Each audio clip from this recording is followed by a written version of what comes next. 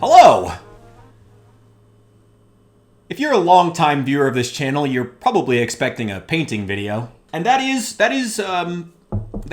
how this started, but unfortunately, a particular member of the new Memphis team, who is unidentified but very, very sorry for what he's done, accidentally may have deleted about 80% of the painting footage by mistake.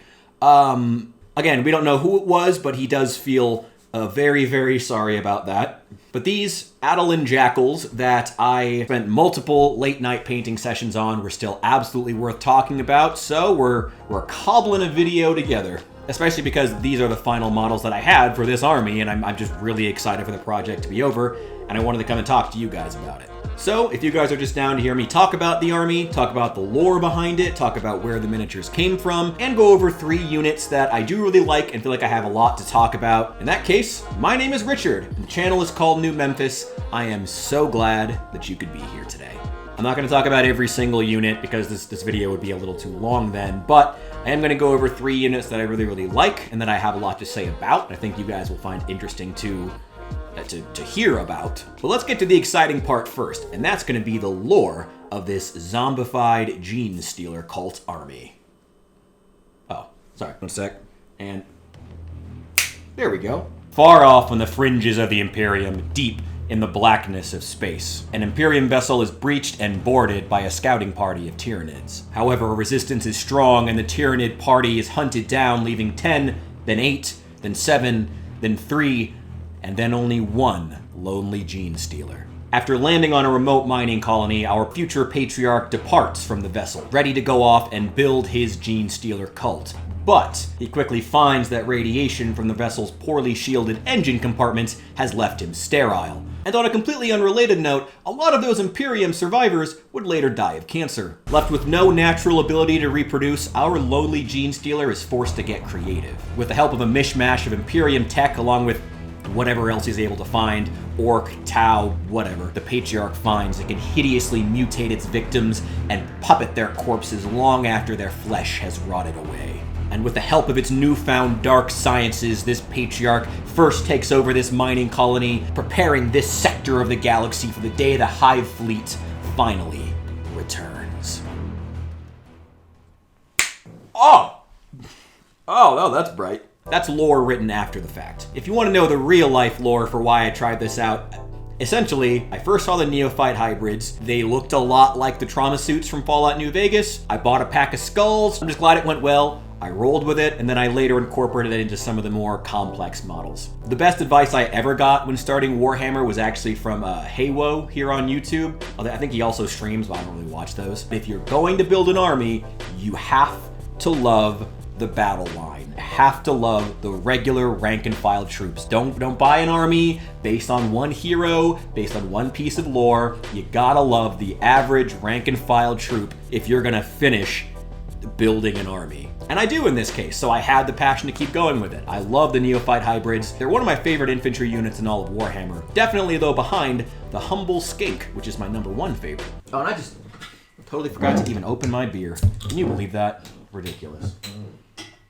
When I originally bought these units from a suspiciously cheap eBay lot, the paint job was, it was not great. But that's okay. Everybody starts somewhere. I debated for a long time whether I wanted to show pictures because I didn't want to make the original painter feel bad, but, you know, it's like, we're adults here, and now they get to see what they look like afterward, which is pretty cool. They also came just absolutely slathered in white primer, like just clogging up every possible detail. It took a long time and a lot of effort, a lot of elbow grease, a lot of alcohol, and a toothbrush to finally get it all out because I don't own a sonic cleaner, but it eventually came back around. In my experience, most models are able to be saved if you're willing to just get creative with it. Ooh, that's good. I've been drinking Dos Equis all week, and that shit's basically water. Let's go ahead and talk about 3 units that I really like. If you guys really like this video, I may do a part 2 with all the rest of the units, including the Neophyte hybrids. So if you want to see that, leave a comment down below, or just, send me a message, whatever you want to do. YouTube comment sections are not known for being nice places all the time, so I get it. But let's talk about my 3 favorite units, some personal stuff, so a little bit of lore, and yeah, let's start with the models I wanted to talk about this week and the ones I just finished after multiple marathon painting sessions only to accidentally delete the footage. Let's talk about the Adeline Jackals. My nickname I was going to use for these guys was going to be the Bloodier Knights. If you don't already recognize them, the goat heads were from Blackstone Fortress. You guys will probably remember that we had to kit bash around the fact that they didn't have heads. Outside of the pistols, I think every single weapon also has some degree of kit bashing, though some more than others. And that skull with the rose is from the Night Haunt, specifically the Dread Scythe Harridans. God, Night Haunt names are awful. I wanted the cycles to look somewhat fleshy in nature, but I didn't want to like paint them as literal flesh. So I chose a color combination to sort of evoke that skeletal idea. And I took a lot of inspiration from our human Necron from a few weeks ago. There were actually 3 different washes on these vehicles across the entire time that it took to paint them. Black, German extra dark green, and black red. All of which you can see to at least some degree on the cycles because they have a lot of layering. The white highlights also do a really good job evoking bone as long as they're right next to the black-red wash. It's a combination that just works really well. The skulls across the entire army are white with washes of very, very thin washes of cork brown and then black-red. But the black-red is just across the bottom half, you know, concentrated around the mouth where you would kind of expect that color to be. And it really helps to bring out the teeth and make those details pop as well. All in all, it's a great unit. Wish I could have made a painting video on it, but here we are. I am going to do some big photo shoots with these guys throughout this week, so you can head to my Instagram if you want to see that. Or if you want to see any of the photos I've been posting in the YouTube community, I know a lot of people really like those. If you want to see the entire backlog, it's on my Instagram. Or if you want much bigger versions you can actually download and have for yourself, you can find those on Patreon. They're up for free. Anyway, let's go ahead and move on to the most important feature of this army. Our main character himself. To show how the tech was integrated into his body, I chopped up the worst Blackstone Fortress model, well, 3 out of the 4 of them, and that was the Necrovolt Cultus, which we also had to kit bash when we were painting the Blackstone Fortress box, and those turned out great. That was what resulted in our human Necron, where we got to experiment with some of these colors that we then brought into this project. So, you know, I guess the world is cyclical. The claws, I believe, were flat red, but it's those pops of yellow, that individual painstaking drawing of the yellow on each part of the claw that really makes them pop. The torso is a little bit flat. It's lacking in a lot of detail in the center, but that's okay. I may go back and add some extra gold highlights later on, but I would be very, very sparse about it because what really makes this model work is the fact that you have this torso, this center with very little detail leading out into the outsides, where the nails, talons, whatever you want to call them, are extremely vibrant, and it makes the model look very, very big. I actually think it would look way better if it was just a regular, God, I forget what the actual Tyranid-like version of this is called. Broodmaster? Something. That blue tongue is one of my favorite details, though. It is so incredibly gross. And then the green on those extra little things, I don't know, I call them bug zappers, but there's probably a technical term for whatever the hell is mounted on the Necrovolt cultists. I also took one of them and painted it in the same way and strapped it onto the staff of our Magus,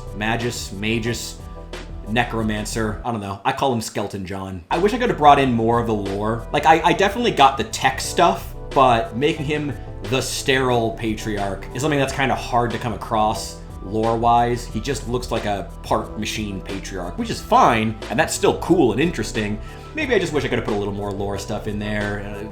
I'm not even sure how I would, but the model did turn out well, and I'm happy with it. So let's talk about one more unit before we wrap things up, and I don't think you guys will be disappointed. This is one of my most requested models to talk about. This was the unit that made me go, okay, this army is something special. I used a lot of really, really thin paints on these guys, glazes of yellow and green, and you can still see the original zenithal highlight underneath, which helps a lot with adding that sort of mottled texture to their skin. You're probably wondering about the kit bashes though, and they are way simpler than you might think. In the lore, I like to think that, you know, a patriarch wouldn't just be grabbing humans. One issue I have with Undead across Warhammer in both 40k and fantasy and Age of Sigmar is that there are only ever undead humans. I feel like the undead should cover everything. Anyway, I used Nurgle skulls from the Skulls for the Skull Throne pack on the actual mutated Nurglings. I figure the Patriarch could have grabbed one of those during a demon invasion. I also have a corn-flavored version as well, but those aren't as cool looking. I also have some Tau and some Orc skulls mixed into the Neophyte hybrids for the same reason. I just feel like a Patriarch wouldn't just be grabbing humans. I feel like he would just grab whatever he could, and boom, let's add it to the army. There we go. So that's kind of the lore for these guys. Their leader, or as I call him, the Big Brain, only has 2 kit-bashed pieces. One is that skull that came from the Skulls for the Skull Throne pack that is basically just slotted right over the original head. The brain itself is the original head. I just hacked into it with a box cutter and then painted it, and it looks great. The original head was also, like everything else, clogged with primer. It was actually one of the worst models for that. It was just absolutely unrecognizable, unsalvageable. So, you know, I made it work the best way that I could. Like I said, every model is worth saving, or pretty much, as long as you're willing to get creative. Those 2 mauls that they're carrying around came from the Lizardmen. I have so much Lizardmen, so many Lizardmen bits. They to the point that they kind of pop up in anything that I get bashed. My favorite thing about them, though, is easily the bronze on those weapons, which is made with only 2 colors, Vallejo Bronze and Vallejo Emerald. Fantastic combination that worked out incredibly well. It's always nice when something is both simple and looks incredibly good. It's just cool when it works out like that. I don't know. Anyway, that is all I have for you guys. I really am sorry about losing the footage. That was unfortunate and unexpected, and I didn't realize it until a few hours before I'm filming this, but I also really wanted to talk about these models, and these, wait one sec. These Jackals are the final unit in this army, and I couldn't not put a video out about them because they're so good and they're so cool, and I'm just excited I get to share them with you guys. So thank you for being here, and I will see you in the next one.